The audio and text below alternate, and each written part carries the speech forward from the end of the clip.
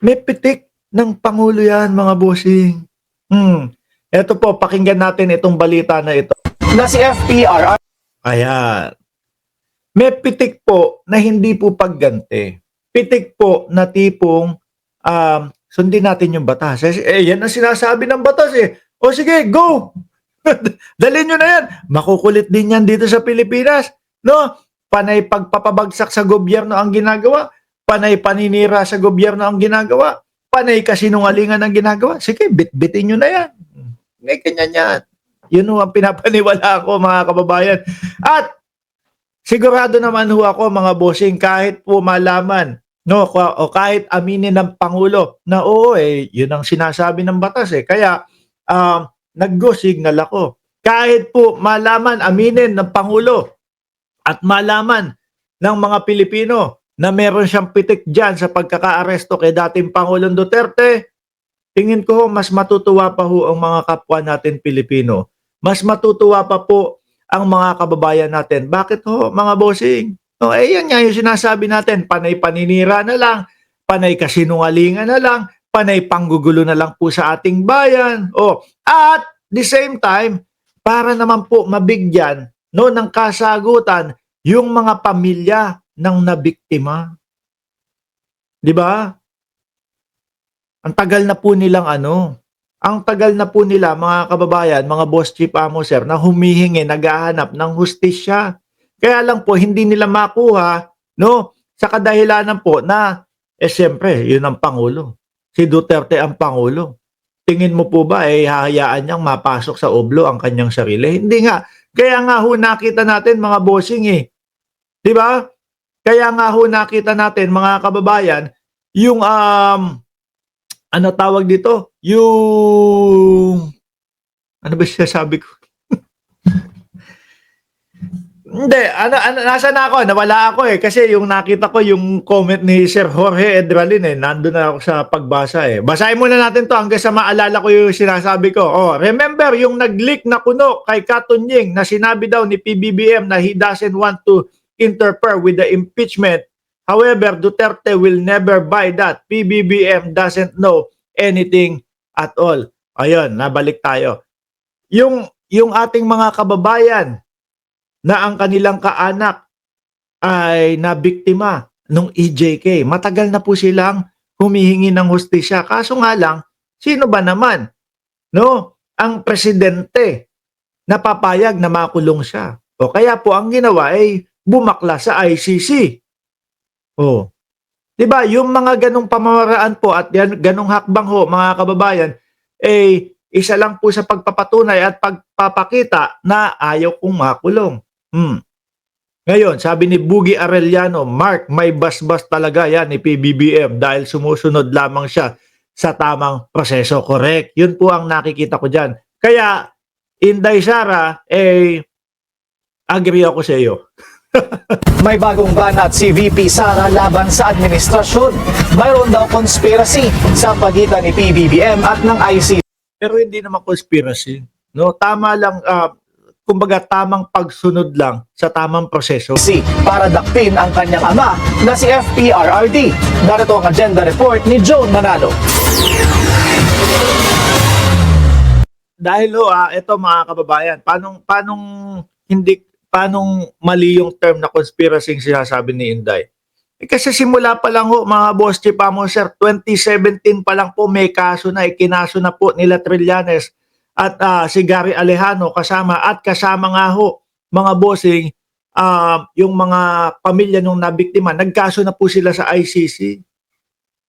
Ngayon lumabas yung warrant of arrest at yung sa loob ng warrant of arrest na yon panahon ho nakasali tayo sa ICC. Kaya tamang proseso lang ho ang nangyari at yung basbas ni Pangulong Bongbong Marcos na naniniwala ho ako tamang proseso lang. Nagsabuatan daw ang ICC at Administrasyong Marcos Jr. para ipahuli si former President Rodrigo Duterte.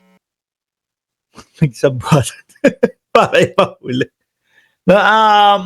Tingin ko may pag-uusap siguro yan. May pag-uusap siguro yan, mga kababayan.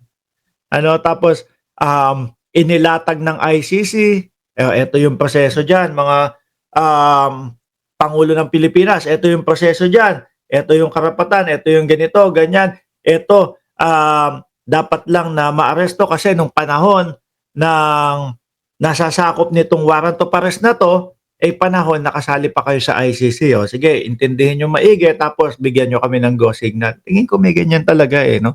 Yan ang patutsara ngayon ni Vice President Sara Duterte sa kanyang mensahe sa Filipino community sa The Hague. Papagamit ang ICC. Ay, sila lang naman ang naniniwala no? Sila lang na mauto-uto dyan Yun, yung mga yan, yung mga nandyan, no? Biruin mo, kaya walang tumatanggap sa dating Pangulong Duterte na bansa para doon sa kanyang interim release. Biruin nyo naman mga kababayan, kada mapuntahan nilang lugar doon sa Netherlands, nagiging Duterte sinasakop ho nila. No? O yung parke na pinagtatayuan ng mga entablado nila. Dati parke ho yan ng Netherlands. Ngayon mukhang parke na po ng Duterte. Duterte Park na po ang tawag nila. O sino ba naman pong matutuwang bansa ang tatanggap sa kanila? Naku, baka mamaya pag tinanggap namin yan, yung mga parke dito sa amin na pag tatayuan nyo ng entablado, biglang maging sa inyo na. O, yung street doon, naging Duterte Street na din Siyempre, sino ba namang bansa ang papayag na masakop yung kanilang mga lugar? Di ba? Daig pa nitong mga ito ang China. Sa administrasyon ni Marcos at si Marcos naman ginagamit niya ang ICC para malayo, makulong o mawala si dating Pangulong Rodrigo Duterte sa ating bansa. Banat pa ng bise, Ginagamit daw ni Pangulong Bongbong Marcos si Duterte ang tagal na panahon pa ng dating Pangulong Duterte gusto nang makuha ng ICC at imbestigahan at litisin ang dating Pangulo. No, matagal na yan. Kaya lang, nung natapos ang kanyang termino, nagkaroon ng pagkakataon kasi pantay-pantay na. No, naaayon na lahat sa batas, mga bossing. inaatake lang daw ang kanyang ama dahil naging staunch Inaatake na daw ang kanyang ama? Ano daw? Inaatake lang ang kanyang ama? Naku po. Okay lang ba ang dating Pangulong Duterte? bise, inaatake lang daw ang kanyang ama dahil naging staunch Inaatake ni Pangulong Bongbong Marcos. Kala ko inaatake sa puso Kinabahan ako doon critic daw ito ng Pangulo. Para sa kanila, Sandali lang. ayaw nila ng Sandali dahil kritiko ng Pangulo, mga kababayan. No?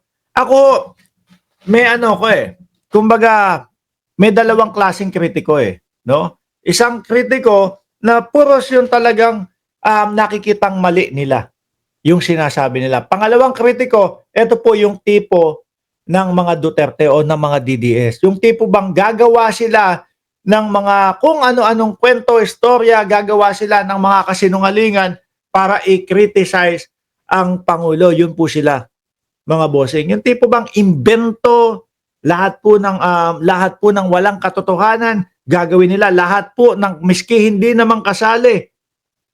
Ang unang ginang, ang Pangulo, doon sa mga kagaya niyan, yung kay Paulo Tantoco, yung mga namatay, isasali ho nila. No? Yan yung mga kritiko na paninira lang po at gusto lang mapabagsak talaga ang gobyerno para muli silang makabalik, mga bossing. Para muli silang makaupo.